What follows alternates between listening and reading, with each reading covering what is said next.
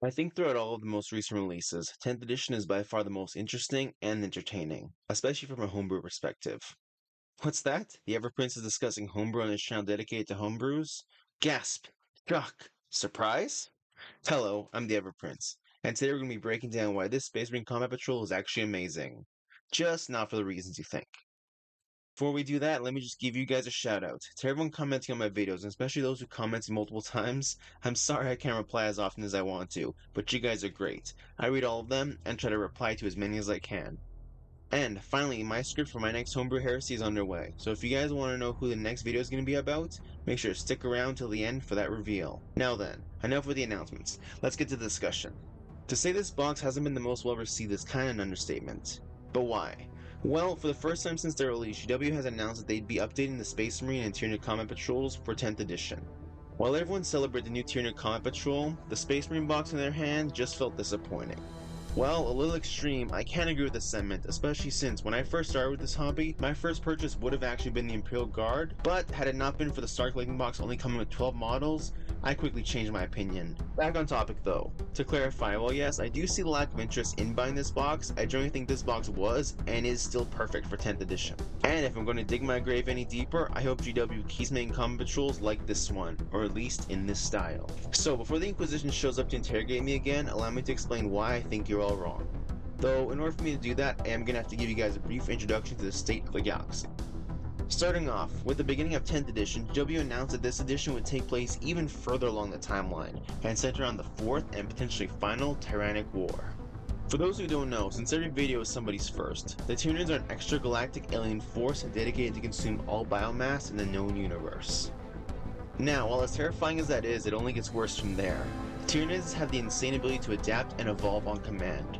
They are masters of biotechnology. The Tyranids can adjust and change their bodies to best counter whatever enemy they face.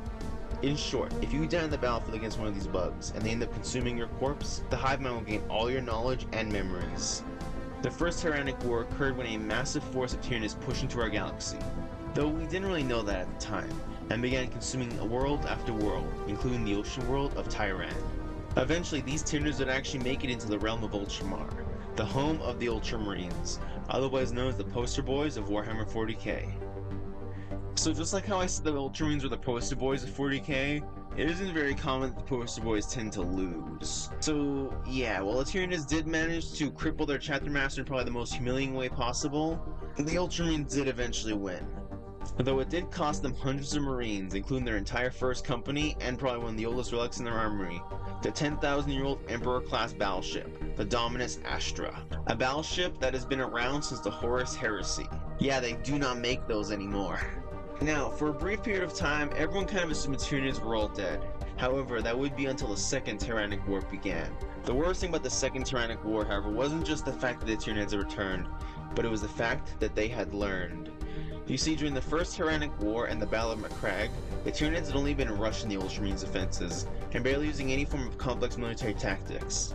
However, the Second Tyrannic War was far worse, as the Tyranids had started to adopt complex strategies that were actually focused on outmaneuvering and surrounding Imperial forces.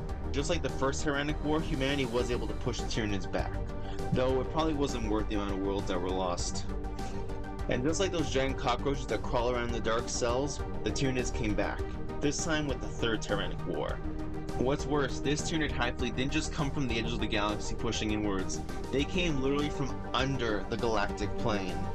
Oh, and before I forget, Hive Fleet Leviathan also had a vast number of psychic Tyranids.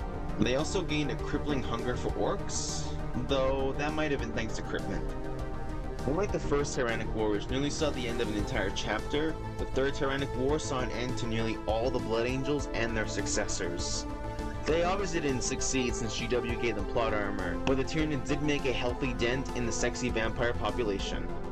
For a while afterwards, with the exception of the Octarius War against the Orcs, the Tyranids were mostly regulated to just a background threat. At least until 10th edition, wherein GW announced the full force of Hive Fleet Leviathan was now invading the Milky Way galaxy. And it sure fucking felt like it, beginning by invading worlds all across the Segmentum Pacificus and leading to the death of billions, alongside forcing the Imperium to do something drastic. They forced the Imperium to unleash their veteran elite. While this might not sound too impressive, in reality this tells you just how much of a threat the Tyranids actually pose. You might be wondering why that is, asking the obvious question of, I thought Tyranids only consume biomass, why does it matter who they fight? And that's where you're wrong. The Tyranids don't just incorporate the features of the prey they consume, or develop strategies to counter those they face, they can actually adapt to overcome challenges to the foes on the battlefield. Now that too is pretty obvious, but here's the thing. Tyranids don't just adapt biologically to counter their foes, you know the obvious, reflective chitin to stop blast bolts, reinforced armor to stop bolt rounds, but they can also change their tactics and strategies to overcome any obstacle. Moreover, if you were to say throw a skilled blade guard veteran at them, sure, he might defeat 3 or even 4 Tyranid warriors in a single combat. Each time they come back, they'll become more of a threat, each one arriving more skilled and more perfectly engineered until finally the blade guard isn't just killed by a overwhelming force of numbers. No, instead he is defeated by a foe who outclasses him in skill, speed, and strength to such a degree it was never a fair fight. That is what fighting Tyranids is like. It's for this reason that any battles that involve combating the Tyranids are usually done with standard battle line forces. And for a time that strategy did somewhat work. Again, see the Blood Angels and the Devastation of Ball for more.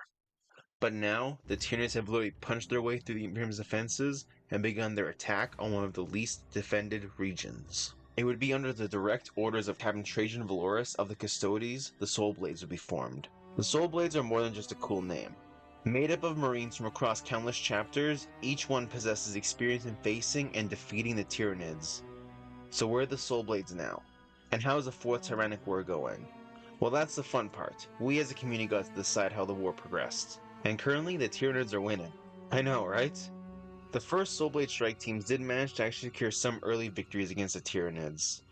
Unfortunately, the ending horde that is High Fleet Leviathan, alongside the ever-diminishing stockpiles of weapons and ammo, only served to act as a ticking clock to remind the Imperium of how little time they have left. That was pretty dramatic, but I think it's important to explain what the Imperium is going through right now, especially since this actually helps us explain the main point of this video, why the Space Marine Combat Patrol is better than you think. Starting off, this combat patrol is led by a captain in Terminator armor, an impressive leader unit and master duelist. However, what's most important about this unit and why it matters in this box set, aside from people being tired of Primaris lieutenants, is the fact that only captains are able to don Terminator armor, and specifically the captains who lead the first company. So, we already got a model that reflects the current state of the galaxy and storyline of the edition. But it doesn't stop there, because alongside our Captain Terminator armor, this box also includes a squad of Terminators. Now, while these aren't cataphracti and therefore inferior, they aren't a bad unit in the slightest. Again, just like the Captain, the Terminator armor is limited to only those Marines who manage to make it to the ranks of the first company. And of course, rounding out the last bit of units in Terminator armor, we have the Terminator Librarian. A model I honestly can't get enough of. It's absolutely stunning. Having the durability of the Captain, the Librarian also comes with the added benefit of being able to cast Gun. Now, while technically any unit that wears Terminator armor could have been added to this box set, I think it's topical that GW chose to use the Librarian. Especially since, as I mentioned before, the Tyranids of High Fleet Leviathan are far more prone to using psychic powers. Plus, again, look at this guy. He's physically outstanding. At any rate, back to covering the units. Tyranid or Space Marine Combat Patrol, we have 5 Infernus Marines. Okay guys, look, I swear, this will all make sense when I'm done. I'm not coping, I swear. Infernus Marines are pretty topical, just like everything else in this box. The Tyranids depend on biomass to sustain themselves, as well as to absorb the quantities of their prey. So naturally, weapons that leave behind nothing to be consumed not only serve to starve the Tyranids, but also prevent them from gaining genetics of their foes. Altogether, these units are a hyper-effective and efficient Tyranid hunting force. This combat patrol even reflects the elite nature of the Astartes, having only 12 models in this box. Okay, honestly, that last part was cope, but the other points are still valid.